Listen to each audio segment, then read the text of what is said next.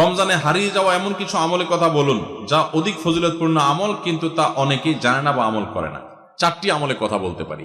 4টি আমল আমরা অনেকেই গুরুত্ব দেই না, অথচ সে আমলগুলো আমাদের পুরো রমাদানকে সম্পূর্ণ সার্থক করে দিতে পারে, অর্থবহ করে দিতে পারে, রমজান সাকসেস করে দিতে পারে।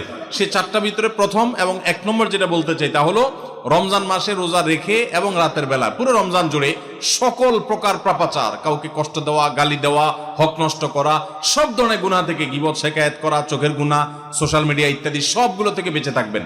প্ল্যান করে যে কোনো মূল্যে প্রয়োজনে আমি আইডি ডিঅ্যাক্টিভ করে ফেলবো, অ্যাপ ডিলিট করে ফেলবো, তারপর সব ধরনের গুনাহ থেকে বেঁচে থাকবেন।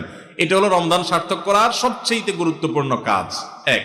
2 নম্বর হলো রমজানে আমরা অনেকে কোরআন পড়ি কিন্তু কোরআন শোনাশুনি করি না। হাফেজরা করে অবশ্য। নবী করিম সাল্লাল্লাহু আলাইহি সাল্লাম রমাদানের শোনাশুনি করতেন। এটা একটা হারিয়ে যাওয়া সুন্নাহ বলতে পারি। জিবরিলকে তিনি শোনাতেন, আবার জিবরিলের কাছ থেকে তিনি শুনতেন। এজন্য আপনি কোরআন পড়বেন, আপনার স্ত্রী শুনবে, আবার স্ত্রী পড়বে, আপনি শুনবেন। স্ত্রী বলে কোনো কথা নয়, এরকম একে অন্যের সাথে কোরআন শোনাশুনি করবেন। এটা একটা হারিয়ে যাওয়া আমল।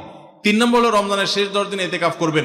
রমজানের শেষ 10 দিনের এতেকাফ এমন একটা আমল, রমজান রোজা ফরজ হওয়ার পর থেকে নিয়ে মৃত্যু পর্যন্ত নবী সাল্লাল্লাহু আলাইহি ওয়াসাল্লাম জীবনে কখনো এতেকাফ ছাড়েন নাই। আমরা ম্যাক্সিমাম মানুষ জীবনে কখনো করি নাই।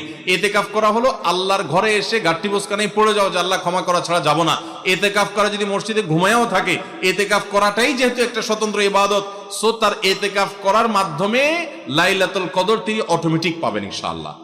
এই জন্য ইতিকাফের আমলটা আমাদের রমাদানকে সার্থক করে দিতে পারে, অথচ যেটা হারিয়ে যাচ্ছে। আর 4 নম্বর এবং সর্বশেষ হলো রমজানের শেষ দশক হলো ইবাদতের দশক, আমলের দশক। আমরা প্রথম 2 দশকে যা পারি না পারি, শেষ দশক বেশি আমল করার চেষ্টা করব। অনেকে আমরা শহর থেকে গ্রামে যাওয়ার জন্য পরিকল্পনা করতে করতে 4-5 দিন চলে যায়।